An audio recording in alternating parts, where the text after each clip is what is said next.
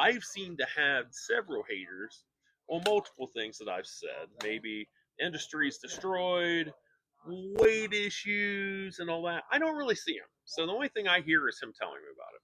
And and he's my best friend for multiple decades. Yeah.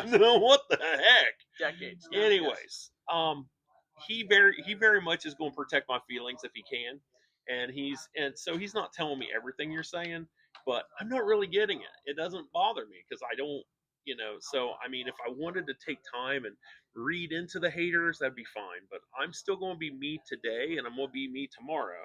So everything I say is my opinion, and if I'm wrong, I'm wrong. But evidently, we're going to be out of business in 5 years or dead.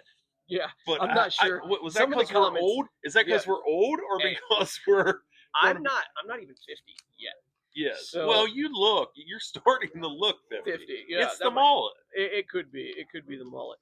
But Absolutely. anyway, So address the haters. so there's just some comments we want to address, and again, I'm not addressing things like that guy's balding, or that guy's chubby. I'm wearing a hat. or whatever. Nobody can tell how bald I am. We don't care about that. I'm talking about like some of the comments On the industry. comments on our opinions. Yes. And that's what it is. Some of those comments. So we want to just clarify a couple, or just address a couple. So one, I will start with this. I got a clip from a couple of you that was another content creator. Yes. Let's say that, using us and Yes. me specifically and my comments about vintage in the Yes. background. Again, I would say that we spent last time kind of clarifying my comments on vintage a little bit. One thing is I was misquoted because he said that I said that the media giants weren't behind the vintage market. So media reports information, and I did not say media. I said marketing, and I actually didn't use the word giants plural. I said marketing giant, which is Fanatics, is what I meant. Absolutely. And so they don't care if we buy a 68, whatever, Willie Mays or whatever. Yeah, absolutely. They want you to buy the new stuff that came out. No, that's sure. what I was just pointing out. So I would agree with him. I don't know if any of you saw this, because his is at like 20,000 views or whatever now. But I would agree with him, and he kind of puts me in an opposite position because this clip only shows 18 seconds of my opinion. Yeah, I mean, but I was just going to say, I would agree with him that a lot of the modern cards that are being mass produced, that aren't serial numbered or anything, are kind of destined for the garbage heap. I would agree with that. No, absolutely. I think that the bad thing with getting into social media and getting it out there and getting 20,000 views and getting 5,000, getting 4 views. I mean, we've been doing this for 5 years. We've been doing this for almost 6 years, and we would be on YouTube or our Facebook page and get 18 views. So that most of those people knew us, so they agreed with us or didn't agree with us and all that, but they weren't going out trying to slamming us and stuff like that. But as for that comment in particular, he only saw an 18 seconds of a 3-minute conversation, a 3-minute thing that. So Opus Pro that we use will break it down into small segments. So if you want the true meaning for it, go back and watch the video. Go back and go watch the whole thing on YouTube or our live. Yes. And then you can actually get the whole point. But to just take out one piece of a 30-second clip or whatever, I would say don't speak until you know what you're speaking about completely. But I do agree with him. I think that the modern stuff is we're in the middle of a high-priced junk era. Yeah, and the only thing he had was that 18-second thing. So there's no hate for this gentleman and stuff. Absolutely. And all he had was like 18 seconds to talk about. And also, if you've watched this or lives or whatever, sometimes we play the devil advocate game. I say something kind of over the top. Bill says back. I do anything to get on YouTube.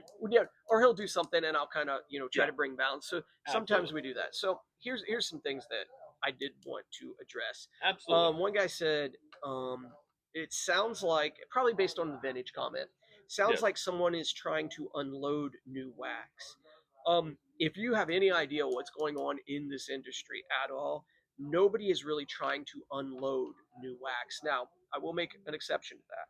The current basketball class and the fact that Topps continued to make unlicensed basketball. So I would say unlicensed Topps basketball and um, current like blasters, megas, and Hmm. stuff produced by Panini are probably on the shelves. Like they're probably moving very slow. But for the most part, I can't get enough wax. I Hmm. can't get enough allocation to get stuff. So definitely not making any certain comments, trying to move stuff. Sometimes I will say things that are actually in spite of my own goals Yes. to sell something.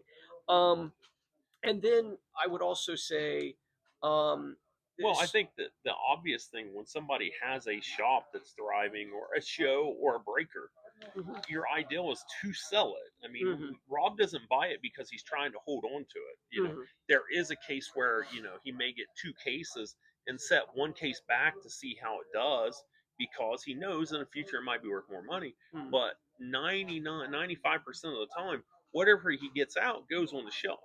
Yeah. He didn't buy it not to sell it. It is ready to sell. Mhm. But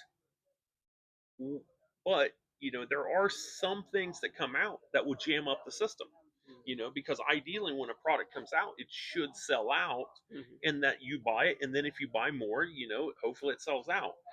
Tops basketball was one thing that basically kind of clogged up the system, Yeah. so everybody has it, not just Rob and the Yeah. No. cases he has in the back, but I mean literally every shop has it. Yeah. They're not going to be able to get rid of it. Only chance is one of the rookies from that class takes off this year. I Mhm. think Jared McCain. To be honest with you, I think he's the real deal. Got injured last year. I with one of all it takes is one guy to take off, Mhm. and that wax will sell in a heartbeat. Yeah. So it clogged up the system. Yeah. And speaking of that sort of thing, there's a reason why if you come in, I don't have 2019, 2020, 2024 even much there because it's old. I mean, Absolutely. that's wax is the most liquid thing. The Yes. cost to getting involved is more expensive, and Downtowns, kabooms, yeah, and wax, yeah, no, all liquid. all very liquid. Also, here's another comment somebody made, and I'm answering it, and it was just a comment, probably on my vintage video again that went viral. They said vintage will be worth more in 5 years. Okay, so I will answer that by saying if you're saying across the board, you are wrong. You're playing out wrong. It is not going to be worth more in 5 years across the board. There might be certain iconic cards from the past, like Mickey Mantles and stuff like that, that are graded that will be. Now, again, don't get me wrong. Across the board from like modern cards, probably yes. I'm not saying that it's a modern versus vintage thing. I'm saying if you are buying just willy nilly, just any cards that come to you at a show, despite condition, despite if they are a superstar or Mm-hmm. not. If you're just buying willy nilly, just going to take $10,000 and put in vintage cards, your $10,000 will be worth less Mm-hmm. in 5 years. That is my opinion. I could be wrong, but I would also say the same thing with modern cards too. So don't get me wrong. I just think people think vintage is So such a safe bet that they can't go wrong. I So think they if can. if you're buying good quality vintage, Mm-hmm. there's nowhere for it to go. But worst case scenario, stagnant, and it stays where it's at. Mm-hmm. Better, it goes up. Goes up a percentage. Goes up Mm-hmm. 10%. Goes up 20%. But when the market levels out, and Mm-hmm. when this market corrects itself, at some point it will, and that's what I would say, because as we talked back in 2021, it's like a wave, Mm-hmm. waves. That's how the business is going. If Absolutely. that, when you're at the bottom of the wave, it does level out. It goes down below the level, but it will level out at some point. Yeah. So, I think that is the most secure bet, is to put your money into nice vintage. Mm-hmm. But I don't think it's nice. I don't think it's good to put your money into a 62 Willie Mays Jim Mint or a grade two. I don't, because there's so many people now that are finding that stuff and just submitting it. Mm-hmm. Oh man, because this is the first time you've tried to buy it. This is the first time you're trying to find something you think will add value. But when you're buying low end stuff, the most of it can ever be is a little bit more, Mm-hmm. And so I have a feeling there'll be, if you're out there with $10,000 to put into stuff, You need to put in something that you're willing to go down to nothing with, or keep your money. And a little bit later, we're going to talk about the difference between investors, flippers, and collectors, and I that'll hate them that'll all. kind of open up the next discussion. But one Yep. last thing, but this was what you were just talking about the wave. Yep. So a lot of people said Vegas Dave. This is something somebody said. Vegas Dave said that cards would collapse. This was on your video. Mm-hmm. Vegas Dave said cards would collapse in the next 10 years. Mm-hmm. Okay, collapse is a strong word. When I said the vintage market might experience a serious downturn, I would now define that serious downturn as about 20, 25, 30%. Vegas Dave saying it would completely collapse, that would be wrong. However, so many people think that this has just been rolling right along for like 8 to 10 years. Mm-hmm. Well, you're wrong. It wasn't. What it was like in 2017, 2018, 2019, 2020 was great. By the end of 2021, 2022, 2023, and even the beginning of 2024, this was just mediocre again. Yes. People were recovering from COVID, and it actually took to fall specifically right around an election time before cards got strong again, and we were seeing the kind of sales that we were seeing back during COVID. That's just a fact, not a political person, just reporting the weather there. So it does go in waves. Absolutely. So if you go to, I'm not going to say the National, because the National, people booked out their tables for years, booths for years, and stuff like that. At your major card shows, those people have been in for a long time and all that, and they're not going to change dealers. But if you noticed your local shows, your 20 table, 200, even 100 table shows, how many of those people are in Pokemon now? How many people are into Magic? How many people are into TCG? How many people are selling Lilla Boo Boos or some crap like that? I don't know what they are. Some kind of stuffed animal with a keychain or something. They're basically selling anything they can. They're trying to be businessmen. So, but that's not a true card dealer. That's somebody that's following the trend. So you can't follow the trend. Eventually, that trend will lead you to nothing. I'm not saying you can't make money on the way, but eventually you'll fall for something that's not. Once you could be out there buying fake Labubus. I hear. Not saying anybody I know did, but didn't know. So anyways, and then you sell them, let people know they aren't real, stuff like that. But anyways, was I supposed to do that? no, I'm yeah, I'm kidding. yeah, we did. None were sold in our shop. Yes. But anyways, the thing is, if you're just chasing after that, that's fine. But if you're a dealer, this market is up and down, and you got to be able to, you you know, when for me as a buyer seller, when everybody else is selling, I need to be buying. And when everybody else is buying, I need to be selling. I have to buck the system. Everybody's like, don't buy Danny Dimes. Well, I was buying Danny Dimes. You know why? Because it was cheap. So you play the hunches. Sometimes his hunches don't work. It's fine. As long as you don't bankrupt yourself in a hunch, that's fine. But, go with your gut and don't read into the hoopla that everybody will tell you, because nobody in this hobby is trying to make you a millionaire and make them $100,000 and make you more money than they are. Everybody's trying to help. People are trying to help each other out. They are. I do agree. There is a lot of information. Some of the people I follow, King of Cards, very good information. Ryan, Card Collector 2, what's your Chasing Cardboard. I follow them all the time and stuff like that. I like the way they do their business because they are at least reaching out to the youth that a lot of these people don't care about. You know why? Because those youth don't have any money. Those youth can't progress in this hobby, and they can't progress into buying hobby boxes because they can't afford them. So where do those kids go in the future? Yeah. They go to something else. And that's the reason why you're seeing so many people exiting into other things, and it's not sports cards. True. Can you hear me on the phone over there before we get started? Sure. Okay, so here's the content topic we're going to talk about today, and we're going to break it down with maybe 5 questions or so. Sure. And I'm just getting this to keep the conversation moving. We like to. I won't shut up. Yeah, we like to time it to kind of figure out what's going on here, just so that we We give each other time to speak and stuff like that.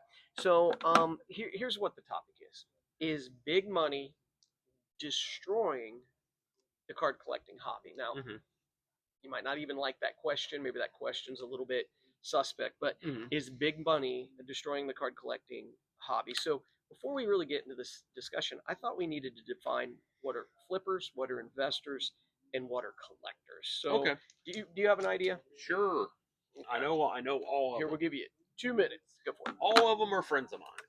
Okay, Yeah. so your collectors, they collect. They've collected for years, or they just started collecting. They had to start somewhere, but they're collectors. A collector doesn't mind paying peak on the value for something they want for their collection, but they also aren't selling their soul to get every item that they can find. A collector is what I like. I have a lot of collectors that I sell to. They know that I try to give them a fair price and stuff like that. Anyways, so your investors are buying up what they can and knowing that it's going to go up or have a feeling it's going to go up. Like me setting back Pokemon. I sold out all my Pokemon sealed boxes early because I liked that I had the extra money. I should have held on for another 6 months. But now I'm putting back more Pokemon. I'm putting back more than I was before because I have a feeling within 6 months the product's going to go up again. So in the investor, an investor can move in and out of positions but never really lets anybody know what they have and stuff like that. In flippers, I understand a lot of your flipper. Some people are flippers just to keep in the hobby. That's the only chance they have is to progress and to make money so they can buy that next blaster or that next mega or that next hobby box. But a lot of people are in this hobby and they saw people making money like mad for 2021, 2022, and that's what they're doing. They're hitting value boxes. They're doing this. They're doing that.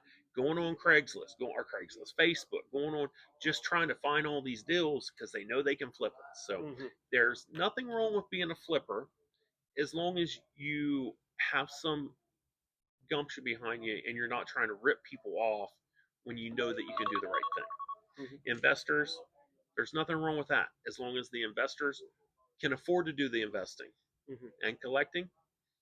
As long as you afford to do the collecting. Mm-hmm. So I would say, again, I mean, I'll just kind of try to define this myself or bring some clarity for the. Bill's No, rambling. no. That's no. Mostly what you said, I totally agree with. So collectors are what this hobby was mostly about in the 70s, 80s, even 90s, I would Mm-hmm. say. They were the majority. They made up the majority of the people in this hobby. They were collecting their favorite team. They were building the current top set. They were looking for just serial numbers. Matter of Yeah. fact, we had a guy that came in the shop that collected guys talking on the phone in cards. And so that's just a weird niche, but that's what he collected. He was a Mm-hmm. collector. He wasn't going to pay big money. He was just collecting what he likes. Mm-hmm. We need collectors in this hobby. Absolutely. Now, we'll go to flippers. Flippers are most, I guess, related or relatable to kind of think of day traders. There's somebody that jumps into a product with a definite exit plan. They're jumping in, they're waiting for the market to change in their benefit and get out. They're not necessarily in love with the stuff that they're buying. They're just buying something thinking it's a good investment, but Yep. quick. They see the end point. An investor might be somebody who is literally like, I'm going to pay for my kids' college with Mm-hmm. this. They're like, I will retire when I go to sell my baseball cards. Again, that's an interesting group of people, but they're buying nice things, holding, and a lot of times currently in the what we're talking about, the investors actually probably have the most money. A flipper guy is basically just trying to side hustle a Mm-hmm. lot of times, Yep. and then collectors are just collecting. They don't care if they ever make a dime. Mm-hmm. They just collect the teams they like. I just as a side comment. So I myself find myself on all three fronts. One, I'm an investor. If I see something I think that's a good investment, I buy into it, even if I don't collect it. And then I also know that there will be an up and down, Mm-hmm. and time will tell on that. Mm. Flipping, I do buy stuff that I'm going to flip. I bought a helmet today that I'm going to trying to flip. It is about buying and selling, and that's what a shop in a shop is doing. And we don't have to. Another, so somebody's had a comment a while back that you're ripping people off Mm. because I said that a lot of stuff I only want to pay 50% on. Mm. But I'll tell you what, you run a shop and try to run with margins, and everybody comes in wants a deal, and you see how that you run stuff. I'm not talking liquid stuff. I'm talking stuff that's going to set on the shelves. How much of your money do you want to devote to that person, to that product that's only going to sell on occasion? Yeah. Go ahead. Okay, absolutely. Sorry. So the question was, is big money destroying the hobby? Well, let's talk about big money for just a second. So in the last month, basically, we've talked about Kevin O'Leary's purchase of Mm-hmm. the logo man patch, dual Yep. patch thing. We've talked. We found out that there were 416 million in online sales for Fanatics, and that was up 108 million from the month of July. Mm-hmm. So up 108 million from the month of July. And Walmart and Target, according to Jeff Wilson, should break 1 billion in gross sales. Mm-hmm. So who does that affect the most? All of this money being in it. The secondary question that I would have is big money destroying the hobby. The secondary question I'd hope we could answer is basically, when is it that our customers call BS? Mm-hmm. When is it when collectors specifically call BS? Because big money in the hobby doesn't hurt the flippers. They go to Walmart, they clear off a shelf, they make $10 to the local shop Mm-hmm. selling 10 things. Big money doesn't hurt the investors. Matter of fact, the upper end stuff is getting even a bigger Mm-hmm. push. But who does it hurt? It hurts the collector, the guy that just wants to buy his favorite team, Yep. collect all the cards of his favorite team. And I believe we've already, through the COVID wave and this additional wave, saw regular customers step out of the hobby. And then I'll let Bill talk about this. So in August, Fanatics sells 1.8 billion from July. Uh, uh, uh, um, 108 million from July. Their Mm-hmm. sales were up 108 million from July for Yep. Fanatics. What about our shop sales? Mm-hmm. Or what do you think about the local shop sales? What do you think happened in Okay, say so August? here's the situation. Now, everybody, there was a situation where it used to be good. There was a time where years ago in the junk era, I've talked to many dealers that were in it in the 80s and 90s and stuff like that. You sold a case, you bought another case. You sold a case, you bought another case. That's just what it is. They build up their allocations, they could get as much as they want and all that. It's a new animal now. Basically, like Raw. We're sitting with the situation that Topps Tier 1 came out this week. Topps never offered us any. We got zero offered at that first level pricing. The price is up $200 more than what it was. But, well, wait, you want a case, we can give it to you on the second tier. So now we're within 15% of what the new retail is. So the shops aren't making money. At least the smaller shops aren't. Now, your shop that's been there for a while or has a big allocation, they're making money hand over fist. You know what? When they offered them those extra cases, well, sure, we just made $12,000 off the first four cases you sent us. Give me another case. That's easy. The problem is that small shop only gets offered one case and can't even advance. Literally, you're handcuffed. You're handcuffed to the level that you're at because you can't progress because they won't let you. So that's one thing about the shops. Can't even remember the question. I just went off on a rant. What was the question? Yeah. Do you think our shop sales were up in the month of August? I believe our shop sales were probably up in August. Me and Bobby have done well in sales, but the percent is low. The percent is so low because we've been having to rebuy Pokemon off people to just keep it on our shelves. So our sales are up, but our percentage of profit is way down. Mhm. So, Yep. sorry about that. Okay. Lost track of what I was doing. Okay. So I'll answer the question. Basically, so in August, Fanatics sales were up 108 million from the month of July. But what about the local shop? So August actually was one of our worst months in about 6 months. Now, I'm not saying year over year. Year over year, the numbers are definitely good, and I would agree with Bill. Even numbers on the TCG side were definitely better, but the percentage of profit is smaller. And the question I have is, when is everybody going to get fed up? Well, I'm not going to mention any last names, but we had a customer, Josh. Hmm. Josh was a regular customer. You know who you are. Josh, you know who you are. You'd come in every 2 weeks, spend 150 bucks, Hmm. maybe 200 bucks, 150, 200 bucks. You probably walked out with 2 hobby boxes and a blaster. Absolutely. Okay, so let's look at this. The average hobby box in 2018. This is a rough guesstimate, Hmm. but I'm going to give you a very specific number in the future. So this might shock some of you about the current market. In 2018, the average hobby box when you came in the shop was $150. That's the average hobby box, $150. Now that's not just basic tops. We're talking prism. We're talking taking all that into Absolutely. consideration. Absolutely. Okay, so I literally did this from our shelves. Our shelves in rural central Ohio, basically. So I don't purposely get $800 and $900 boxes. Yes, there's a few back there, but for the majority, our sweet spot is cheaper than that. So here's what I did. I pulled only Panini and Tops because you're going to say Wildcard's not licensed, Leafs not licensed. Totally get it. So I pulled only Panini and Tops. The three major sports only, because we don't want to go into UFC and stuff, but what people Yep. collected for a long time, Yes. even back in 2018. Absolutely. The average box on my shelf, if you want to come in our shop and get a hobby box, is $345.45. Yes. If I isolated it to just football, it would jump into the fours. Hmm.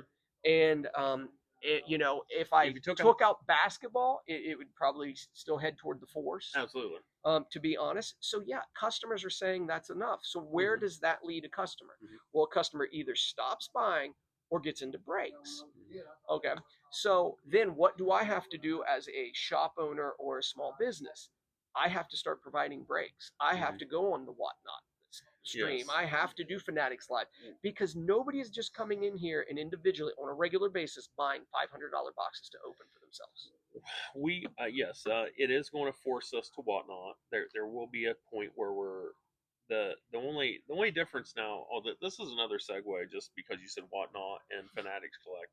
Okay, so Fanatics Collect is watched whatnot as a um, as a system, and they've tweaked their system how they want it to protect the consumer. So you have to have 3 cameras.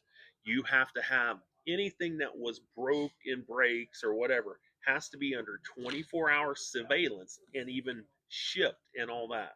So there's a lot of rules to Fanatic Collect. It's going to be difficult for us to do that. I'm not saying we can't do it, but it's something that is going to be difficult. Now, whatnot, very simple. You have 2 cameras, blah blah blah. You have people that are happy and not happy, but we are going to be forced to go that way at some point. Now that doesn't mean we're going to be sitting there slinging out everything we have in the store. Like we got to get rid of singles, we got to do this. But there are boxes here, like for example, Tops tribute. I have a customer comes in every week, or sometimes every 2 or 3 weeks. He's like, last year I bought that box for $475. This year it's 750. Mm-hmm. He's like, I won't do it. He said, it's not that he can't do it. He's like, he won't do it. Mm-hmm. I don't blame him.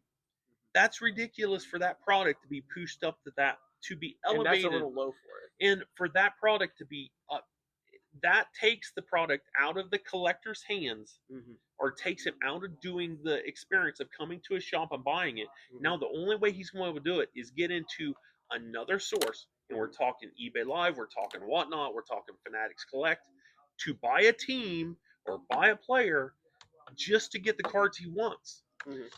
It's unfair for the collector. Yes. That's coming into the shop. Okay, I totally agree. So here is the next thing that I'll comment on. So we just talked about the average hobby box you walk in the shop is $345.45. That's the average hobby box on our shelves in this shop right now. So let's say you say that's too much. I'm not interested in gambling $345, but I'm still into opening stuff. So I'm not really into breaking. So thanks, guys. Is then retail, like blasters, value boxes, is that a good alternative for a customer? So I'll answer that question. I'll let Bill answer that question. I think that's Fanatics' plan. I honestly do. I think they're like, well, yeah. So this $500 to $700 box, you're gonna have to go on Fanatics Live or Mm-hmm. Break, or you've got a very small base of customers that will want that. But everybody wants a $50. Now let's just face reality, a $50 blaster, because Mm-hmm. that's where everything's going to be. Mm-hmm. So a $50 blaster. Yeah. So is it a good alternative to think in 2018 for 150 I'd have got a box with 3 hits? Now I'm going to take 3 blasters. Is that a good alternative for most people? Because again, I do believe that's Fanatics' plan to get the shops loaded down with these $50 blasters. What are your thoughts on that? So it's not the best plan, it's the only plan. That kid that comes in with his grandma, that it's his birthday, she's not buying him a $700 box. I don't care what you say. We do not, the Rockefellers do not live here. The Carnegies are not here. We don't have those customers. We have good customers. I'm not complaining about that. I'm complaining about the product is too much for anybody coming in entry level, even people that are in it and been in it for a while. So Fanatics thinks that they're going to push people into blasters, and there's people going to be like, "No, I'm not going to get anything." You take away your hit. It used to be you bought a Tops blaster and you got a manufactured patch. Now, granted, they're not worth anything, but they were cool. It was something, Mm-hmm. and then they changed it to, oh, this one's got an Easter background. You get one per box. Blah blah blah. Nobody wants just a variation. Mm-hmm. At least give me a premium if I'm going to spend money with you. I'll show you respect with my money. Show me respect back by giving me something at least interesting. Mm-hmm. So no, we're in trouble as as entry collectors and as people that have been in the hobby and aren't gambling. Too much of it's gambling. It's literally gambling. If if you're only making $60,000 a year and a box is $1,000, Mm-hmm. you are gambling. I Mm-hmm. don't care what you say or how blah blah blah. I know your situation. Mm-hmm. And you will win sometimes. Absolutely, it can happen, but you're going to lose a lot more than you win. Mm-hmm. I don't want to see someone go destitute or call me up and be like, "Hey, can I sleep on Rob's couch?" Because I would let him, because his wife threw him out because he had bought $2,000 boxes and ended up with $30 in cards. Well, one, that's not Rob's fault because that guy was gambling. But I mean, he could sleep on your. Could he sleep in your garage, maybe? Yeah, maybe my garage. I So, think there's some anyways, mice in there right yeah. now, but Well, I I mean, don't think I he don't know. wants to. But anyways, so Fanatics is definitely going. There's going to be a huge separation between the people that they want the low end people Mm-hmm. to make their living off. They want to make their living off them, but these high end people, Mm-hmm. they're going to cater to them to the moon. Yeah. And you know what? All that's going to do is up their money. They're going to pay off their investors. They're going to end up buying Panini Yeah. and owning Panini because then they get their presses, they get all their brands and all that. We'll see that in about, I'm guessing, June 2026. They will own Panini, they will run the show, and basically they will throw down the pike whatever they have, whatever they want to throw at you, and that's what you accept. And unfortunately, it's a shame having all the power being thrown to one company, because we saw how it can be corrupted by Panini over the last 10 years. Yeah. So again, I will. sorry, fanatics. I just called you a monster. I don't mean to, Hmm. because it is a business. It literally, it's all business. But unfortunately, I come out from the collector's point of view, and It, I'll be thrown out of the market. I can't buy exquisite. yeah. I can't buy national treasures. I can't buy into that. I can't open a box. I can't open a $3,000 box. I can't buy into a break at $200 because I'm not buying anything. I'm buying a hope. I'm buying a dream. And that's just not the way that I built my business, my collection. Yeah.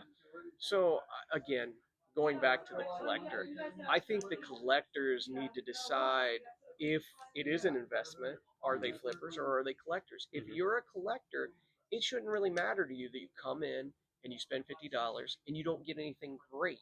You're just getting cards. You're Mhm. trying to get cards. You're just accumulating cards. You think maybe baseball's cool. You want to get a baseball card of this new upcoming rookie or whatever. Mhm. That's cool. You need to decide if that's what you're into. But again, and I don't want to get some kids into trouble to come in here. And Mhm. parents, please, if you watch this, let your kids come in here.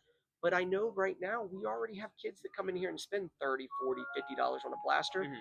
go through, pick out one card, and literally trash the rest of the cards. Mhm. We've dug cards out of the trash before. Mhm. I do That think was mostly Bobby. that mostly was, but we do see that sort of thing happening. So here's the question. So there's big money in the hobby. Big money is going to, because this goes in waves, big money is going to eventually leave this hobby. So I'll ask you two questions and then I'll give my comments. One, is there a downturn coming? Is there a this is a bull market? Is there a bear market coming in your opinion? Mhm. And is it really bad for collectors if it does go that way? Go ahead. Okay, so here's the problem. Okay, so I have said that I think the downturn of the market was in the next 5 years. I may be giving that. I mean, that may be that may be rushing the system. It may be 10 years because the thing is, you're not going to have a next generation coming into cards. You're going to have them going to Pokemon. You're going to have them pushed into something else, in the video games, in the different things. We're not sitting there in 1987 and you're sitting there going to the store buying 3 packs of cards for 40 cents a pack and stuff like that.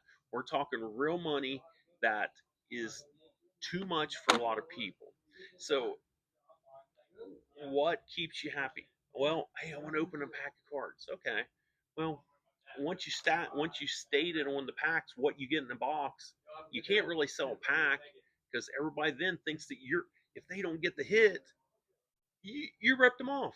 You weighed the pack. You did this and that, and we ain't done none of that. So, anyways, no, the it just we I there is going to be a downturn, 100%. I think the only major thing that's propping up the industry right now and will in the future is gambling. And it's not I'm in a fantasy league. And it's not that. It's buying $1,000 boxes that you are very unlikely to get your money back. It is open, buying into breaks for things that that's very unlikely you're gonna win, but you just got to take a shot. Mm-hmm. So if you take the gambling side out of it, there's definitely a collapse. And the collectors at that point that didn't fall for all that and kept their money and weren't afraid to buy when it was supposed to be bought and sell when it was supposed to be sold, those people are going to have a heyday and they're going to get their collections back and they're going to buy their Jordan autographs and they're going to buy their Kobe autographs. They're going to buy their LeBron autographs that they couldn't afford Mm-hmm. because those major cards that put major money into them and they see them going down, scared money is good money for collectors. Mm-hmm. So, anyways, Okay. So I'll repeat the question. Is there a downturn coming to the hobby? And is it a good or a bad thing for collectors? First of all, I will say there is a downturn coming to the hobby. My personal opinion is it's not very far away. My personal opinion is I think we get through tomorrow. the next national Oh, next year, and I'm not quite sure it recovers after the national. I think the summer slowdown that happens late in the summer. I'm not quite sure it rebounds from that. Now again, I'm not talking about a collapse. All I'm talking about is these waves that we've talked about. It's going to be a bear market after about a year from now, slightly later. It may make it through Christmas, but definitely by spring of that year, I absolutely say there is less money in this hobby. And I think that prices will start to level out. And I think that is only a good thing for the collectors. Now, I do have an issue. The issue being how will this many shops, this many shows, that sort of thing. How would they exist without people who think they're investing, or at least the people that are flipping? They won't. That's the simple answer. The easy money, the low hanging fruit, is going to be gone within the next 2 years. Mhm. And those businesses that have popped up and think that this is just so easy to get money and make money in this hobby are going to find it more and more difficult. You're going to have to continue to reinvent yourself Yeah. and attempt to make money in this Yeah. hobby. But I would say the same thing again with 2021, 2022, 2023. Those were not good years in this hobby. Hmm. So you can probably hang on. And again, I only see this as good for the collectors because just as Bill was stating, they can go buy those cards that this inflated market Hmm. has just made unattainable for them. Yeah. Wow, he wraps it up in the 2 minutes. I can't believe it. That's Yeah, amazing. yeah. Any other things? No, I think that's it. I think So I'm gonna make one. I'm gonna make one comment on something that was put on the thing, put on our live, put on our page that just brought it just came up to my mind. Okay, so there was some people that made a comment and said these people